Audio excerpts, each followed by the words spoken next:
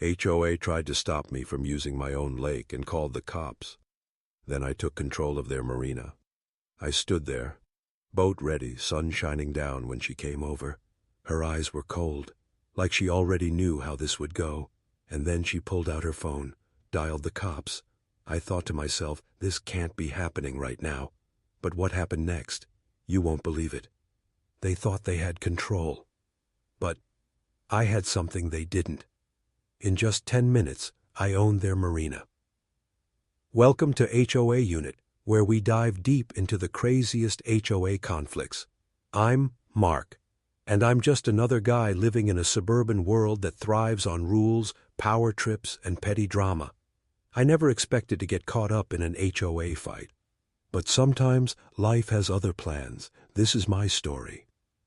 And trust me, it's a wild one. Let's get into it. I could hear the boat engine hum under me, the feeling of freedom swelling inside.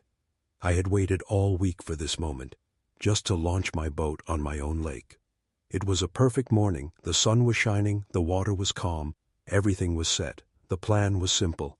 Get the boat in the water, have a peaceful ride, and let the day unfold. But as I started the engine, something caught my eye. There she was, the HOA president, marching towards me with that look on her face, the look that said she was about to ruin my whole day. Again. I stopped the engine and watched her. She had that smile, the one that didn't reach her eyes. I've seen that smile before. When she's about to enforce a rule, when she thinks she's got all the power. She walked up to the edge of the dock, hands on her hips, and said the words I've been dreading. You can't launch your boat here. It's against the rules. I blinked, staring at her. I thought for a second maybe she was joking. Maybe she didn't mean it. I looked around. The lake was mine. I owned it. I paid for it. Yet here she was, trying to dictate what I could and couldn't do on my own property. I had heard the rumors about her before, how she loved to control everything in the neighborhood. From lawn heights to mailbox colors, nothing escaped her eye. But this was a new low. She had no right to stop me from using my own lake. "Excuse me?" I said, trying to keep my calm. I said, "You're not launching your boat," she repeated. "The rules clearly state—" "Rules?" I cut her off, feeling the anger rise in my chest. "I own this lake. This is my property. Who do you think you are?" Her eyes narrowed, and she took a step closer. "I am the HOA president, and it's my job to make sure everyone follows the rules. You're breaking them." I shook my head, trying to keep my cool, but I could feel my blood boiling. There was no way I was going to let her control me, especially when it came to something as simple as this. Before I could say anything else, she pulled out her phone, her fingers moving quickly across the screen. My stomach dropped. I knew what was coming. And just like that, she called the cops. I sat there on my boat, stunned, watching her dial 911.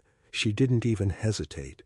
She didn't even think twice. It was like she was so used to getting her way, so used to wielding the power of the HOA, that she didn't see any reason why she couldn't do this. She thought she could control me. She thought she could get away with it. But here's the thing. I wasn't some pushover who was going to just let her walk all over me. I was done with her nonsense, done with the rules, done with her sense of entitlement. As the phone call continued, I could feel the tension building. My heart was racing. I couldn't believe it. The cops? Over something as stupid as launching a boat on my own lake? And then it hit me. The question I had been avoiding. Was she really going to get away with this? I didn't have to wait long to get my answer. The sound of sirens in the distance told me all I needed to know. The cops were coming. I was stuck now. Stuck in a situation where I had to figure out how to get out. But I couldn't help but wonder. Why? Why was she doing this? What was her endgame? She didn't even care about the boat. She just wanted to prove a point. She wanted to show everyone that she had the power, that she could control anything, even if it meant calling the cops over something that wasn't even illegal. As the sirens grew louder, I could feel my hands shaking. I wasn't sure what I was more nervous about, the cops showing up or the fact that I was about to face off with the HOA president. Either way, I knew things were about to get real interesting. And then, just like that, the cops arrived. I watched as 2 police cars pulled up to the dock, the officers stepping out. They looked around, and I saw the confusion in their eyes. They didn't know what they had walked into. The HOA president was already talking to them, explaining the situation, probably making it sound a lot worse than it actually was. But I wasn't about to let her make me the bad guy. I wasn't about to let her turn me into some criminal just because I wanted to enjoy my own property. I stood up, ready to face whatever came next. But as I walked toward the officers, I couldn't shake the feeling that this was just the beginning. I had no idea what was about to happen, but I knew one thing for sure. This wasn't over. And just before I spoke to the cops, I turned to look at the HOA president one last time. Her smug smile was gone. In its place, there was something I didn't expect. Fear. She knew she had pushed me too far. She knew she had made a mistake. But it was too late now. The cops were here, and I had no choice but to face them. But something in the air felt different, like this was more than just a battle over a boat. There was an unspoken tension, a quiet kind of power struggle happening right in front of me. I took a deep breath as I walked toward the officers. Their eyes were focused on me, and the confusion was evident. I could tell they didn't know what they had walked into. They were probably expecting some typical neighborhood dispute, but the way the HOA president was acting, something told me she was making this worse than it needed to be. One of the officers stepped forward, his uniform crisp and clean. He looked me over, probably sizing me up. The second officer, a younger guy, stood back, arms crossed, watching. I could feel their eyes on me like they were waiting for me to do something wrong. I glanced at the HOA president, who was now standing with her arms crossed, a smug look still plastered on her face. She looked so sure of herself, as if she had already won. The kind of person who thought they had all the power, that they could push anyone around and get away with it. But I wasn't about to let her have that satisfaction. The older officer spoke first. "Sir, what's going on here? The woman says you're breaking some kind of rule by launching your boat." I blinked, trying to keep my calm. "It's my lake," I said, trying to keep my voice steady. "I have every right to launch my boat here. I'm not breaking any rules." The officer raised an eyebrow, clearly skeptical. "She says otherwise. Are you sure you're not in violation of any HOA rules?" I could feel my temper flaring again. "I've checked the rules. There's nothing in the HOA guidelines that says I can't use my own property however I see fit. I'm not doing anything illegal." The younger officer glanced over at his partner, then back at me. "Okay, but it sounds like this is more of a neighborhood issue, right? Maybe you should handle this with the HOA first." I shook my head, not backing down. This isn't just a neighborhood issue. This is about control. She's trying to dictate my life, and I'm not having it. The older officer stepped forward, putting a hand on my shoulder. "All right, let's calm down a bit. We're here to mediate, not escalate. Let's all just take a step back and figure out what's going on." I nodded, trying to keep my cool, but inside, I was seething. The last thing I needed was a bunch of officers thinking I was some troublemaker. I had done nothing wrong. Yet here I was, defending myself against some petty HOA power trip. I looked over at the HOA president. "You're really going to do this?" I asked, my voice barely controlled. "You're going to waste everyone's time, especially the cops' time, just to prove a point? This is ridiculous." She didn't say anything at first. but I could see the wheels turning in her head. She was trying to figure out how to come out of this, looking like the victim. The officers exchanged another look. They weren't buying it, and I could tell they were starting to get frustrated with her. This wasn't the first time the HOA had pulled this kind of stunt, and I could see it in their eyes. They didn't want to be involved in some neighborhood drama. "We'll be taking a statement from both sides," the older officer said, turning to the HOA president. "Ma'am, could you please give us a written statement of what happened?" She nodded quickly, pulling out a notepad and scribbling something down. I knew she was trying to make me look like the bad guy, but there was something in the way she was writing, something frantic, like she was making up details to back her story. I couldn't help but feel a little satisfaction. The officers could see it too. They didn't need me to tell them what was really going on. They could see through her act. Once she finished writing, the officer turned to me. "Sir, do you have anything you'd like to add?" I nodded, stepping forward. "I have every right to use my property however I see fit. And I'm not the one making a scene here. She's the one who called the cops over something so minor, something that could have been handled privately. But she chose to make it a public spectacle." The officer looked over at his partner, who gave a small nod. "All right," the older officer said. "We'll make sure to document everything. But from what we can see, this doesn't seem like a situation for us to handle." I watched as the HOA president's face flushed with frustration. She wasn't getting the result she wanted. The cops weren't siding with her. In fact, they seemed more annoyed with her than they were with me. "I expect a full investigation into this," she said, trying to sound authoritative. The officer didn't even look at her. "We'll file the report, ma'am, but we're not getting involved in this neighborhood dispute.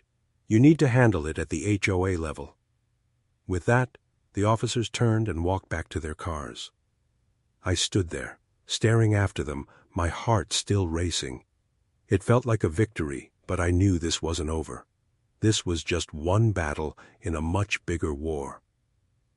As the sirens faded into the distance, I looked back at the HOA president. She was standing there, arms crossed, her face twisted in anger. But this time, she wasn't smiling.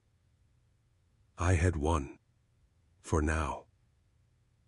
But what would she do next? Would she keep fighting? Would she escalate things even more? I had no idea, but I was ready for whatever she threw my way. But one thing was clear. This was far from over. I wasn't backing down. Not now. Not ever. The sun was beginning to set, casting a golden hue over the lake. I stood there, on the dock, still processing everything that had just happened. The cops had left, but the tension hadn't. The HOA president hadn't given up. I could see it in the way she stood there, glaring at me. Her eyes burned with that kind of rage that only comes from someone who's used to winning, and doesn't take losing well. I watched as she stormed off, her heels clicking angrily against the pavement. The moment she was out of sight, I turned and looked back at the lake. The water, still and calm, reflected the last rays of the sun. I should have felt relief, but I didn't. I knew this wasn't the end. She wasn't the kind of person to let something like this slide, and I wasn't about to let her control me anymore. But just as I started to walk back to my house, my phone buzzed. It was a message from a neighbor. I paused, pulling the phone from my pocket, curiosity peaking. "Hey, did you see what the HOA president sent out to everyone? Looks like she's got some new rules about the lake." I felt a chill run down my spine. I knew it. She wasn't going to stop. She had to have the last word. I opened the message, and sure enough, there it was. A group email from the HOA president herself. The subject read, "Immediate action required regarding lake use." I read the email, feeling the anger rise again. She was trying to rally the whole neighborhood against me. The message stated that from now on, no one was allowed to launch boats without permission. All lake usage would be restricted to specific hours. No one was allowed to use the lake on weekends without filling out a form in advance. I couldn't believe it. This wasn't about keeping things orderly. This was about control. She was punishing me for standing up to her, for not bowing down to her power trip. And the worst part? She knew the neighborhood was full of people who would just go along with it. The majority of them didn't care at all, enough to fight back, as long as they could live their quiet lives. But not me. Not anymore. I had to do something. I couldn't just let her control the whole neighborhood. This wasn't just about a boat or a lake anymore. This was about principle. It was about fighting back against someone who thought they could control every little part of my life. I immediately started drafting a response, my fingers flying across the keyboard. I wasn't going to be passive anymore. If she wanted a fight, I'd give it to her. Dear HOA President, I've read your email, and frankly, I find it laughable. You don't control the lake, you don't control my property, and you definitely don't control me. Your new rules are a joke, and I won't follow them. Consider this a notice that I'll be taking legal action if you continue to harass me. Best regards, my name. I hit send, feeling a rush of satisfaction. But that feeling quickly faded. I knew the war wasn't over. If anything, it had just begun. And as I sat there, looking out at the lake, I realized that the HOA wasn't going to back down easily. They had resources, they had power, and they weren't afraid to use it. But neither was I. The next morning, I woke up to a letter from the HOA. My heart sank as I ripped open the envelope, knowing what it would say. Sure enough, it was a legal notice. They were demanding I stop using the lake or they'd take me to court. I couldn't help but laugh. Court? Really? She thought she could scare me with a piece of paper?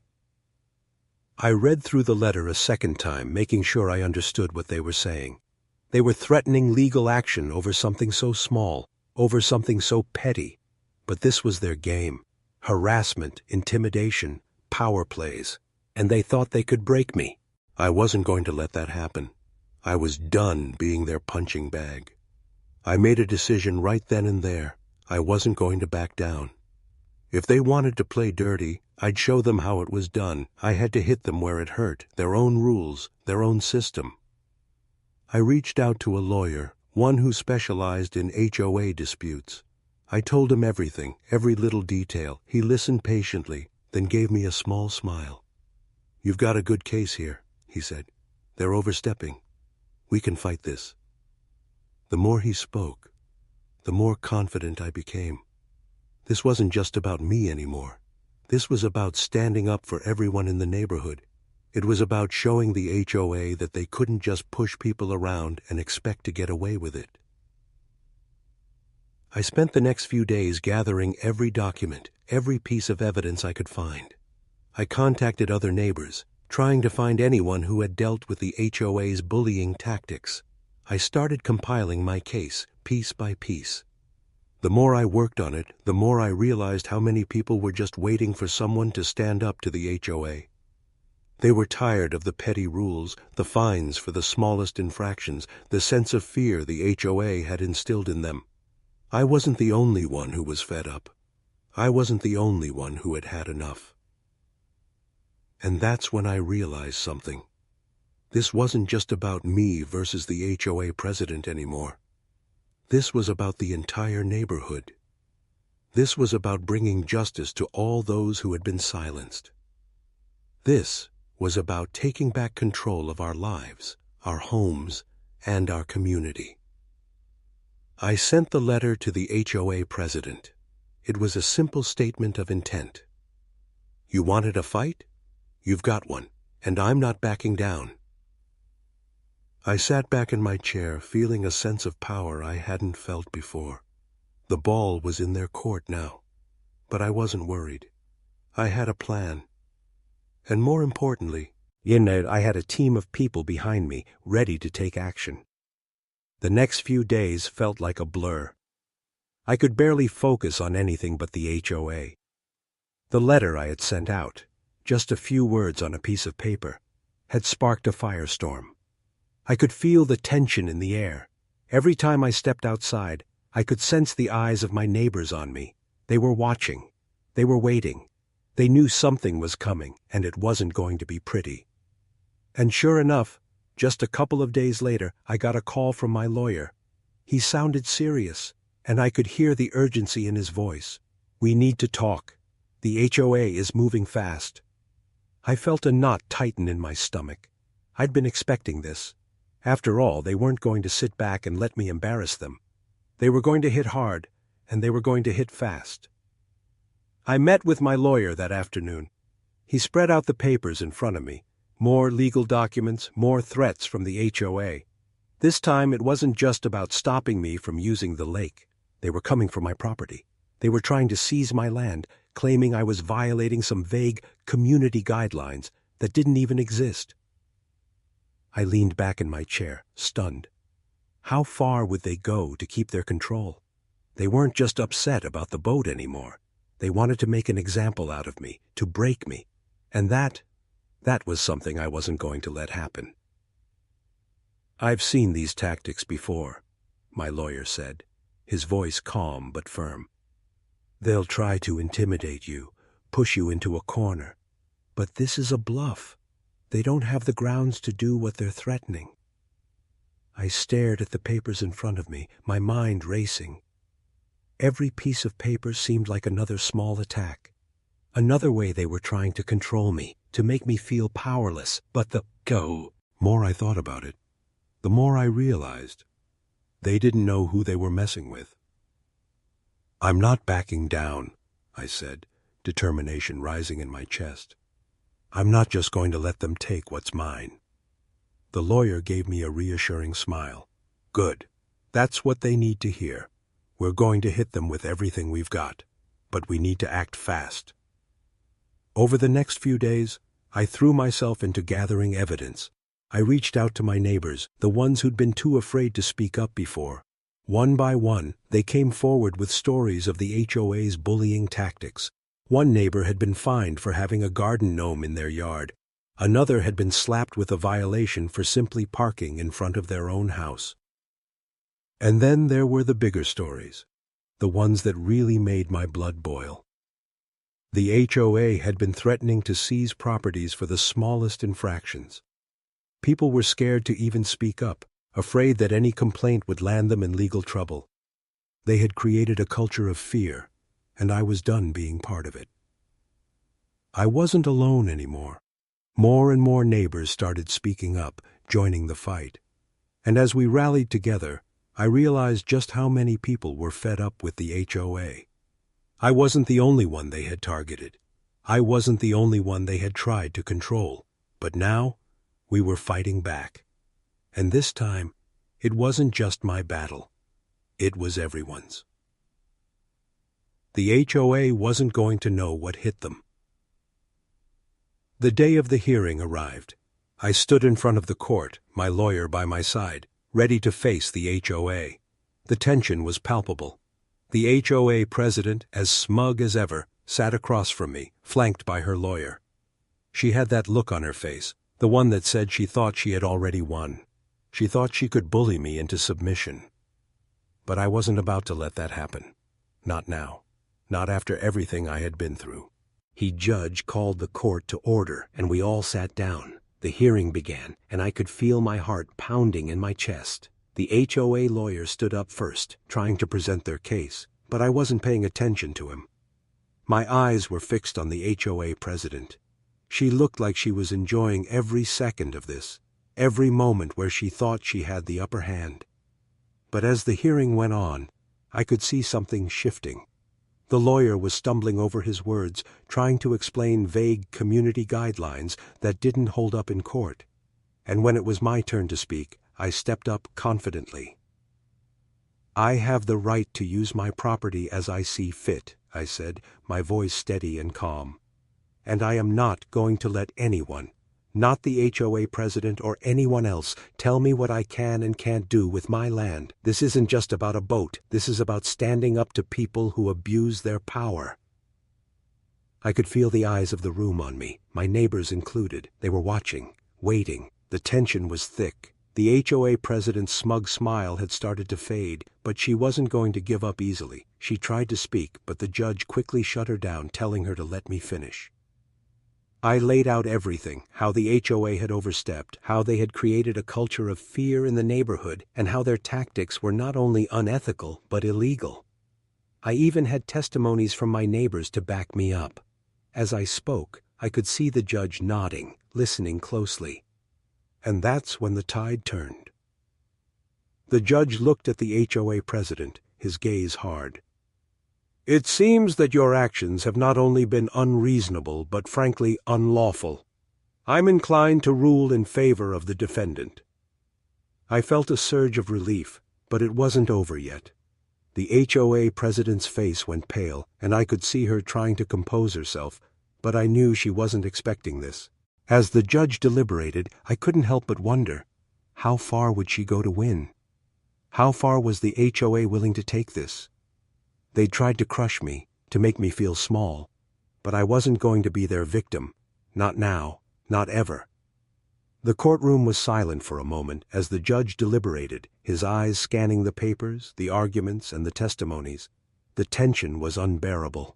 I could hear the faint ticking of the clock in the background, each second stretching longer than the last.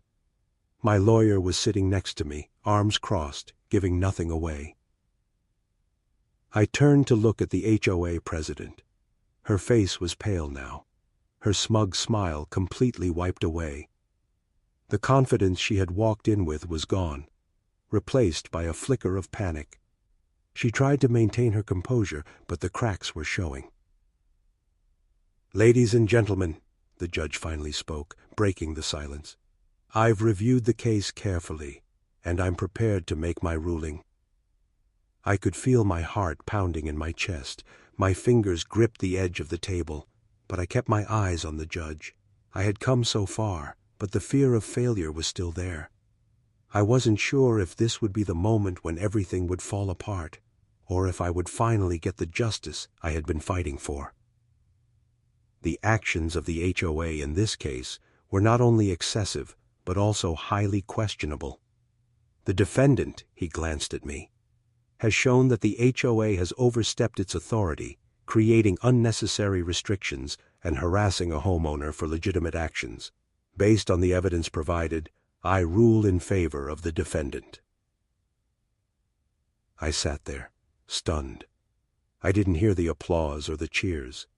It was just the rush of adrenaline flooding my system, the realization that the impossible had happened. The judge had sided with me, the HOA had lost.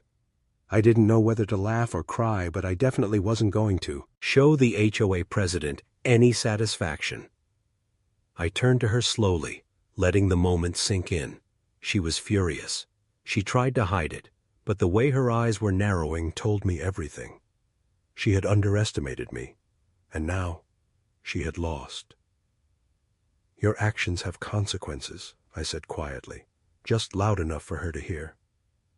"And this isn't over yet." As the judge's gavel slammed down, signaling the end of the hearing, I stood up. I had won. The victory was mine, but I knew this wasn't the end. The HOA president wouldn't just walk away. She couldn't. People like her didn't take losses well. I walked out of the courtroom with my lawyer, my heart still racing, but a sense of triumph settling in. I had fought the fight of a lifetime and come out on top. But as I stepped into the hallway, I saw something that made my blood run cold. The HOA president was standing by the doors, talking to a group of people. They were all dressed in suits, lawyers probably, and I could see her mouth moving rapidly, no doubt recounting everything that had just happened, twisting the story to make it sound like she was the victim. I walked over slowly, making sure she saw me coming. She looked up, her eyes locking onto mine. There was no smile this time, no smug expression, just pure, unadulterated rage. "You may have won this round," she said, her voice low and venomous. "But this isn't over. You're going to regret this." I stood there facing her. "I'm not afraid of you," I said, my voice steady, even though I could feel the anger building. "You've been using your power to push people around for too long, but that stops now. I'll fight you every step of the way, and I'll win every time." She sneered at me, but I could see the fear in her eyes now. It wasn't the kind of fear you could fake. It was real. She knew she had lost. She knew I was willing to go to any lengths to make sure she never got her way again. As I turned to leave, my lawyer came up beside me, giving me a nod of approval. "That was a solid win, but this won't be the last you hear from her. She's not the type to give up that easily." I nodded, not surprised. "I know, but I'm ready. Whatever she throws at me next, I'll handle it." The next few days were a blur. The news of the court ruling spread through the neighborhood like wildfire. People came up to me, offering congratulations, but there was also a sense of disbelief in their eyes. They couldn't believe I had stood up to the HOA and won. They had all been too afraid to speak out, too afraid to rock the boat. But now they saw what could happen if someone actually stood up to the power-hungry people at the top. I started getting messages from neighbors, some of them thanking me for fighting back, others asking if they could join the fight.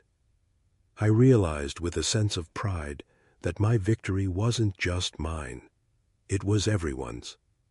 The more I heard from my neighbors, the more I realized that I had done something bigger than just winning a court case.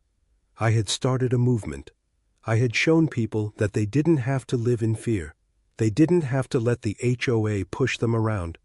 They could fight back. But just as I thought things were calming down, I received a letter in the mail. The envelope was thick, and I could tell it wasn't just a simple follow-up. My heart sank as I ripped it open. It was another legal notice, this time from the HOA's lawyers. They were appealing the judge's decision. I stared at the paper, the words blurring together for a moment. I had expected them to fight back, but this was going to drag things out even longer. They were digging in their heels, determined to make this a battle of attrition.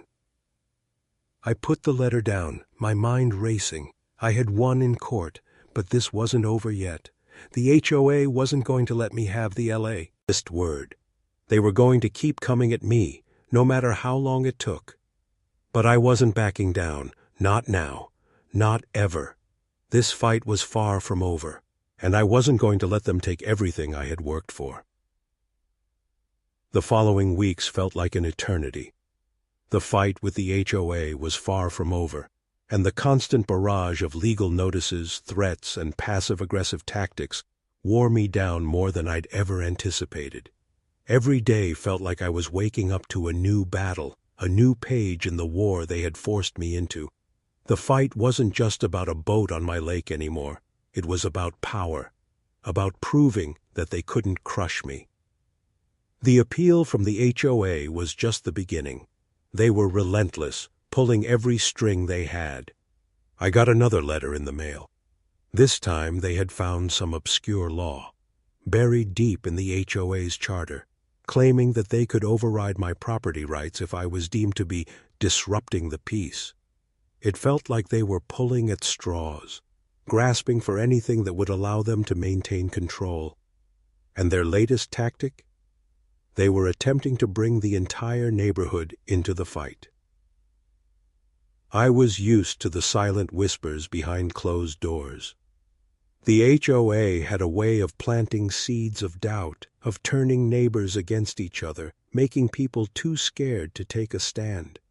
But this time was different. This time, I wasn't alone. I had spoken to a few neighbors, quietly at first, but the more I spoke to them, the more I realized how much they resented the HOA. They had all been afraid for too long, too scared to speak out. But the more they heard about what I was doing, the more they wanted to get involved. It started small, a few neighbors signing petitions, some standing by my side at HOA meetings. But as the weeks dragged on, the support grew. The very thing the HOA was trying to just intimidate me into submission was backfiring. They were awakening something they couldn't control, the collective frustration of a whole community. And then one day, I got a call that would change everything. It was a man from the local newspaper. He had heard about the ongoing fight with the HOA, and he wanted to run a story about it, a full-blown exposé on the HOA's bullying tactics. He told me he had sources who were ready to speak out, and that the story would shine a light on how the HOA had been abusing its power for years. I didn't hesitate for a second. The story came out a week later, and when it hit the stands, it was like a bomb went off in the neighborhood. The headline screamed, "HOA oversteps boundaries, faces legal backlash over lake dispute." The article was damning, filled with testimonies from neighbors who had been bullied, fined, and intimidated for the smallest of offenses. The piece didn't just focus on me. It shone a light on the whole corrupt system. I walked outside that morning to see a neighbor across the street holding up the newspaper. He waved it at me, grinning. "I guess the cat's out of the bag," he said. That's when I realized how powerful this story was. The HOA president had always relied on the silence of the neighborhood. She thrived in the shadows, in the fear she had created. But now, the truth was out there, and she had nowhere to hide. I wasn't the only one who had been fighting. I was just the one who had decided to step into the light. And the light was exposing everything, the favoritism, the hidden fines, the unfair rules. The neighborhood wasn't just watching anymore. They were speaking out, standing up, and fighting back. I thought about the first conversation I had had with the HOA president, the way she had walked up to me so confidently, certain that she could control me. Now, here we were. I wasn't the only one who had seen through her act. The entire neighborhood was waking up. But the fight was far from over. The HOA wasn't about to back down just because the spotlight was on them. No, they were about to escalate the situation, to take it to a level that none of us had expected. I got another call that evening. It was my lawyer. "We need to meet," he said. There was something in his voice that told me things were about to get real. When I met him the next day, he laid out the situation. The HOA had launched a counterattack. They were using the negative publicity against me, trying to twist the narrative and paint me as the instigator of the chaos. They had hired a PR firm to manage their image, and they were coming after me in ways I hadn't anticipated. They were throwing everything they could at me, from media spin to financial threats, trying to discredit the legal victory I had achieved. "They're playing dirty," my lawyer said, "but I'm not worried. We've got the public on our side now. The article has already turned the tide. They can't intimidate you like they used to." But even with all the support, I could feel the pressure building. I was ready for their legal threats. I was ready for their lies and manipulation. But there was one thing I hadn't expected, just how far they were willing to go to maintain control. And then it happened. I came home one evening to find my mailbox destroyed. It wasn't just broken, it was smashed to pieces. The postman had left a note saying it looked like it had been hit by something heavy. I knew it was no accident. The HOA was sending a message. But this time, they had crossed a line. I wasn't going to let them intimidate me. I wasn't going to let them destroy my life any more than they already had. I filed a police report, but deep down, I knew this wasn't just about a mailbox. This was about the HOA trying to break me, physically, lie emotionally. I wasn't going to let them win. So I decided it was time for the final showdown. I pulled my neighbors together. I knew we had to hit them where it hurt, right at the heart of their control. We had to take back the power, not just for me, but for everyone who had been living under their thumb for years. We were going to turn the tables on them. But the real question was, how far were we willing to go? The night after the mailbox was destroyed, I sat on my porch staring out at the lake. The water was still, but my mind was anything but. I could feel the weight of what was coming. The HOA had thrown everything at me: legal threats, intimidation, media spin, and now they had resorted to something far more personal. Destroying my mailbox wasn't just an attack on my property. It was a warning. A way to say, we can do more than just hurt you legally. I wasn't naive. I knew this fight was never just about a boat or a lake. It was about control. And the HOA president, she wasn't used to losing. She wasn't used to anyone standing up to her, and now that I had, she wasn't going to stop until she had made an example of me. But I wasn't backing down. I stood up, walked inside, and grabbed my phone. It was time to rally the troops. My neighbors had been with me since the beginning, but now it was time for us to unite in a way we hadn't before. We had to make them feel the pressure. It wasn't just my fight anymore. It was all of ours. And we had to take the fight to them. I sent out a group message to everyone who had been involved so far, asking them to meet at my house the next evening. As the messages came in with confirmations, I felt a sense of power that I hadn't felt in weeks. The neighborhood had finally woken up. The HOA had pushed us too far, and now we were ready to fight back. The next evening, my house was packed. There were at least 20 neighbors, people who had been living in fear of the HOA for years, and now they were ready to take a stand. Some had lived here for decades, watching the HOA grow more and more corrupt, but they'd always been too afraid to do anything about it. But no one was afraid anymore. Everyone knew it was time. "We can't just let them keep running things like this," one neighbor, a retired military man, said, slamming his fist on the table. "It's time to take our community back." I looked around at the faces of my neighbors. Some were older, others were younger, but all of them shared one thing in common. They were fed up, and now they were ready to do something about it. "We need to hit them where it hurts," I said, standing up to address everyone. "The only way to end this is to go after the root of their power, their rules, their fines, their control over every part of our lives. But we have to do it together. If we make it personal, they'll have no choice but to listen." The room buzzed with agreement. For the first time, the feeling wasn't one of fear. It was the feeling of unity, of power in numbers. It wasn't just my fight anymore. It was everyone's fight. One by one, we started coming up with ideas. Small acts of resistance that would show the HOA that they couldn't control us anymore. We started organizing a boycott of all HOA meetings, telling everyone to stop paying their fees until the HOA stopped its illegal practices. We also began to document every violation, every fine, every letter they sent, creating a massive file of evidence that we could use against them in court. It was time to make them regret ever crossing us. Over the next few weeks, things got ugly. We stood our ground. We stopped attending HOA meetings. We stopped paying fees, and we made our voices heard. But the HOA wasn't taking this lightly. They responded with their own tactics, trying to isolate us, spreading lies and rumors about us to the rest of the neighborhood. They even threatened to take some of my neighbors to court for their involvement in our revolt. But instead of scaring us, it only made us stronger. We had a common enemy now, and we weren't going to back down. I remember one particular meeting that was held at the local community center. It was supposed to be just another boring HOA session. But this time, we were showing up.